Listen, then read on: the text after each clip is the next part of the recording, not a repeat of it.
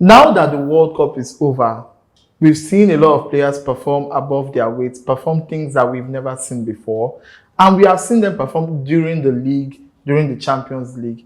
And now it is time to have that conversation. The conversation we've all been waiting to have, the Ballon d'Or conversation. I am Abel, and with me here is Modesta. And together, we'll be looking at the top list of Ballon d'Or contenders who are most likely to clinch that golden trophy that Ronaldo and Messi have been fighting for over the years. Join us after we take this quick break. We are going to dive into the real conversation and get into the meat of the topic. Period.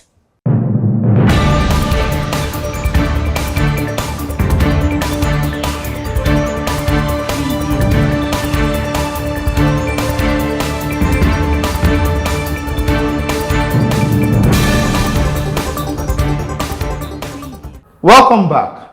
Now that we are here once again, let's talk about the Ballon d'Or top contenders. But before we even go into the top contenders, let's talk about those big names that we know would not be in the top 10. Let's start from you, Modesta. Those big names that we know will not be. We know they will not be in the top 10. Please don't use bias. Don't come and call Kopama. Kopama obviously will be there. Robert Lewandowski. Oh, obviously. He had a very good season though, but he's not going to be there. I don't think he's going to be in the top 10. Yeah. Kopama too. Bukayo Saka. Let's be calling their name one by one.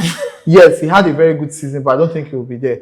However, now let's go to the big people. Now, before we even go to the names of people we think are going to be in the top 10, let's ask you as a viewer, as a listener, who do you think are not going to be in the top 10, and who do you think will be in the top 10 of the Ballon d'Or list and the rankings when the time comes in August or September, whenever the rankings come out. Okay, so let's go in. Number one player, I'll start with myself because I have pride. Okay. The first player I think would be up there in that conversation is Kylian Mbappe. Do you agree or not? Kylian Mbappe. Definitely. Oh yeah. Definitely. No, don't shalaye. We know Mbappe. We know his qualities. We know what he has done this season. He's going to be up there. Will he win it? I don't think so. But will he be up there? Definitely. Yes, definitely. Number two player on my list is Ousmane Dembele. Definitely. Why? Definitely. Ousmane Dembele is in France. We know what France has done. Ousmane Dembele won the Champions League. Ousmane Dembele won his league. So obviously. Yeah. And he has been banging goals like never before. But then again, there are conversations being raised that Ousmane Dembele has not played a lot of games last season. Being that PSG is a rotational system where Ousmane Dembele only had to play the question is, whenever Ousmane league. Dembele plays, does he perform? Yes, he does. Exactly. And he delivers. He delivers his polling unit. Like the women of Hebrew. We give it to him. Bam. Number three player on my list, which will be our list, because as it stands, she has to agree with everything I say. If she doesn't agree, I'll break her head on camera and you will watch it. Wow. Yes. You have no option. Call the number three. Where is my gun? Somebody pass my gun. Call the number three. Ogene Karo Lamin Yaupma. If you don't believe he deserves to be in the top 10, go and carry your head. Okay, so I want to know why you think Lamine Yamal should be in the conversation. See, Lamine Yamal, first of all, is the best dribbler in the world. Yes or yes? No. Mention two players from Chelsea that can dribble more than Lamine Yamal. Which one is from Chelsea? No, now you're a Chelsea fan, so you have to mention. I'm a football fan. Oh, you're a football fan. Okay. Mention two players in the world currently that are better than Lamine Yamal when it comes to dribbling. Mention them now. I'm asking you. You're the one that says it's not the best dribbler in the world. So you're the one that will mention them for us. Only say he's not better than Lamine. Hey, please. I'm not going to argue because this is a show. I'm going to be as civil as possible. Because if you meet me in the outside, I would have killed a lot. You'd have killed a lot. But then again, I'm going to leave it to you, the viewers. Do you think Lamine Yamal deserves to be in the conversation? No, not even deserves. Do you think Lamine Yamal is a better dribbler than Olise? Michael Olise? Me, I think he is. But then again, does he deserve to be in the Ballon d'Or rankings? Yes, I think he is. If you don't agree with me, let me know. No, the question is, why do you think he deserves the best dribbler in the world? Won the La Liga with Barcelona. The best won dribbler the in the Copa world del is Rey. not- Wait, now won the Copa del Rey. Was one of the top assisters in the La Liga.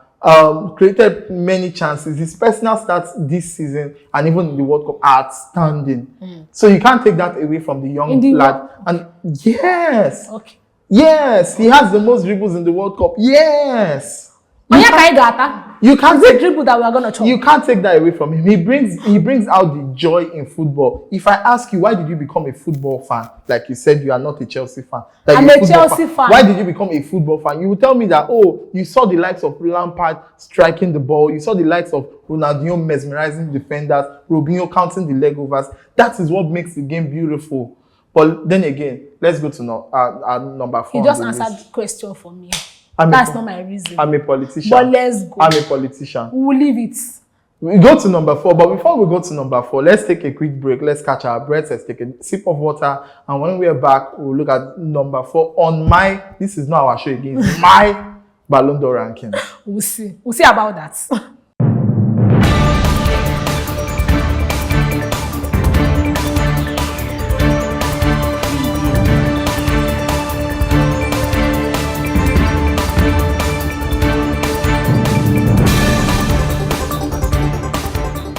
Welcome back. I wish you had an in on what we were arguing about while the cameras were off.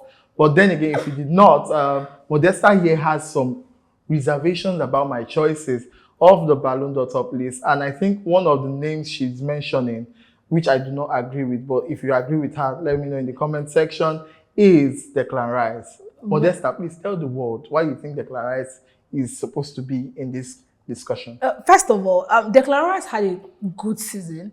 Good. It's not the best season. He had a great season. Fantastic season. You Arsenal, for the first time in 22 years, won the Premier League. Congrats to them. Declan Rice was a very instrumental part of that team. Okay. They went forward to being in the final of the UCL. Do you know what it takes to be in the final of the UCL? I'm not even an Arsenal fan. See, everybody knows that I'm not an Arsenal fan. Yes. We know that already. But I'll tell you this for free, that if Lamine Yamal had the season that Declan Rice had last season, Lamine Yamal would have been top 3 in that Ballon d'Or conversation. So I want to make this a point. He wants to talk about the 2 free kicks. No, I want to make this a point of note that the Ballon d'Or conversation is a personal achievement. Now, let me ask you a very good question. How many goals and now, when you judge Lamine Yamal as a player, you judge him based off his key passes, his dribbles, based off of his position. If I ask you Declan Rice, how many times Declan Rice he pass go front? The fact that he collects the ball from the midfield and he tackles well and he passes to the flanks. What's his job? To give key passes. What's his job? He doesn't give key passes. So what does he do? He just plays. He plays well. I think Declan Rice is a system player. This is my argument. He plays well for Arsenal team because that is the system Arsenal plays. Arsenal played haram football last season. Oh. Arsenal plays the football that Atletico Madrid has been playing for years, but they just perfected it to enough. And that was why when they both met at the Champions League, was it quarterfinals or semi-finals? It was a very boring football. See, Arsenal plays boring football. And I will even attest that to the fact that it's the Declan Rice they have in their midfield. Imagine it was Pedri in that Arsenal midfield. You will see beauty. Arsenal's football last season was not beautiful. But you do not think that Declan Rice is going Declan Rice, yes, was instrumental, but do I feel like he deserves to be the Ballon d'Or conversation? Maybe not. But tell me what you think, you the viewers. Me, I do not think so. But another player on my list is the man from England. We cannot mention his name without calling Sir. And his name is Sir Harry Kane. And I totally agree with you on that. Harry Kane came like a hurricane last season, scoring a myriad of goals. Scoring a myriad of goals. The highest goal scorer in the entire Europe last season.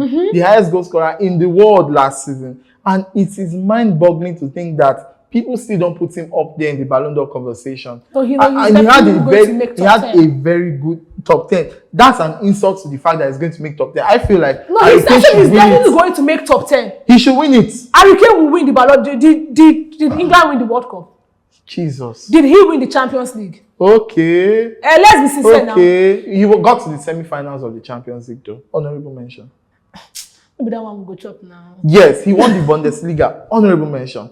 He won the DFB Pokal. Honorable mention. Okay. And he was the highest goal scorer. I remember I said, Ballon d'Or is a personal achievement. Yes. His achievements outranked everybody's personal achievement last season. The year that Haaland's achievement outranked every other person's achievements, did he win the Ballon d'Or? Did he win the World Cup? Did he even qualify for the World Cup? Oh, Jesus Christ. Messi won the Let's World be Cup going. and Messi deserved to Forward be there. them. And now, talking of Lionel Messi, he's the next person on my list. Yes, because actually. his performance in this World Cup has been blinding. And let's not even take away the fact that as much as we do not watch a lot of American football, the stats we see, those of us that are able to do night crawling work, not witchcraft activities, night crawling work, that stay up all night to watch Inter Miami games, we see the magic that man has brought to the American League. So it's wonderful to see. And the numbers he has put up in this World Cup is just mind-boggling and it's amazing. And I feel he should be there. Even though he might not win it, he will still prepare some players that play Europe. It's not even though he might not. He's not supposed to win the Ballon d'Or. But he should be in the top 10 conversation. Just a play. Now, we are about to go on a break. But before we go on that break, there's something I have to say. It might rile you up. You might not like it, but I'll say it anyways. The GOAT you support that plays in Saudi Arabia is definitely not going to be on the top 10 list. We'll see you after the break. You can tell me your thoughts later. I know you're already angry, but that doesn't concern me at this point. See you after the break.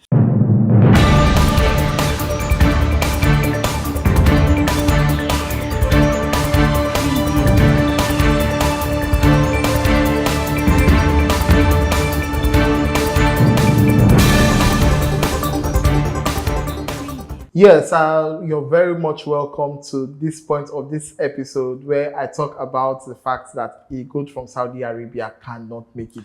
We were talking about the top 10 Ballon d'Or contenders. You can change the topic all you want. Top 10 Ballon d'Or contenders. I know that man cannot make it. But then again, top 10 contenders, and we have 2 more players on our list. Yes. And then we call it a day and say good night and goodbye to all of you. Number 1 is Michael Ogenekaro. He's not Olise Chukwuemeka Chigemezu. Yes. Olise. That boy has been prolific. He has been a Rolls Royce of an attacking midfielder and winger. I like in that this description. past season. Like you watch Olise and you're like, oh my god, this boy they play sweet football. Like the way he touches the ball like butter, the way he caresses the ball, you know, it takes you to the Olise is the next best thing after sliced bread. I'm not going to cap you. Please say agege bread. Let me not break your head here. Sliced bread now. Who eats sliced bread in 2026? Me. I used to do toast bread. Anyways, we're not talking about sliced bread. We're talking about football and our Ballon d'Or top 10 rankings. And I feel like contenders, yeah. And I feel like Olise is that guy who deserves to be there. If he's not there, then it is rigged. Definitely. It's definitely rigged. Definitely rigged. Then the last man on my list, who is not someone you might want to put on your list, and I feel he's being overlooked based on the fact that he plays for a particular country that were deemed underdogs in the just concluded FIFA World Cup, is Achraf Hakimi of Morocco. Yes. That is the best right back in the world for me. Nobody comes close. Nobody comes near. I don't think it's possible for you to call it top 11, first 11 of the World Cup as a general whole, and not call Achraf Hakimi. Back, right? Now, Achraf Hakimi is a very good right back as an individual player. We know that this is not somebody that you can overlook at all as an individual player. Secondly, because he has created, until the round of 16, he created the most chances. Yes. As a right back, aside him, the next person will have to be Nuno Mendes until the round of 16 in the World Cup. Now, Achraf Hakimi also won the UCL with PSG. He won the league with PSG, the Ligue 1 with PSG. And on paper, quote unquote, on paper, they are the African champions, even if we know that on the pitch we saw them as the runners-up of the just concluded AFCON competition. So with all of these coming together, and also we should not forget that he's the reigning CAF player of the year. So with all of these, if Achraf Hakimi is not in the top 10 of the Ballon d'Or, then we need to have a conversation with whoever is voting, whoever the journalists are, because I totally believe that Achraf Hakimi deserves a spot in the top 10 Ballon d'Or. Then at some point, I used to wonder, because if you look at previous Ballon d'Or votes and rankings, you begin to wonder, what is the state of mind of these people who are actually casting their votes? For real. What makes them eligible? Because there's no day or time where Pedri is out of the top 10. Yes, he had a very mid-season last season, but even his mid-season is better than some people's best midfielder in the world. Yes. Oh. Bruno Fernandes is also an honorable mention, so I'm calling them honorable mentions now. Bruno Fernandes deserves to be somewhere around there. I don't think top 10, no. Maybe top 20. I don't think top 10. Did he win any trophies? He doesn't need to win trophy. He won. No, PFA my player question is, winning the trophy? PFA player of the season. Winning the trophy? Remember, that Ballon one d'Or is an individual award. If you won the PFA See, Ballon d'Or is an individual award, yes, but Ballon d'Or also requires trophies. If Ballon d'Or did not require trophies, then Argentina winning the World Cup would have not been a major landmark for Messi winning the Ballon d'Or. What are you saying? It is not because Argentina won the World Cup. It was Argentina won the World Cup and he was a key player. Yes, and he was the best player of the tournament. Guess what? And he was also the best goal scorer of that tournament. Guess what? Please, he played good football in that World Cup. It's not because of Argentina. I am trying to let you know I'm trying to let you know that if Lionel Messi had played that World Cup as beautiful as his performance was, and he didn't win the World Cup, he wouldn't have won the Ballon d'Or. We won't know that. And just as we won't know that, we still would not know who will make the top 10 of the Ballon d'Or list. All we are doing here is just speculation, right? So definitely. I would like to hear your own speculation in the comment section of this video. Who do you think deserves to be in the top 10 of the Ballon d'Or? Let us know. And if you think we are saying rubbish, please let us know. Me, I know I'm saying good thing. If you think I'm saying rubbish, that's your business. Anyways, until our next episode, whenever it's going to be posted, see you and catch you. My name is Abel, anchor of this edition of Sports Wheel, and I am here once again with my Modesta. Yeah. See you on the next episode.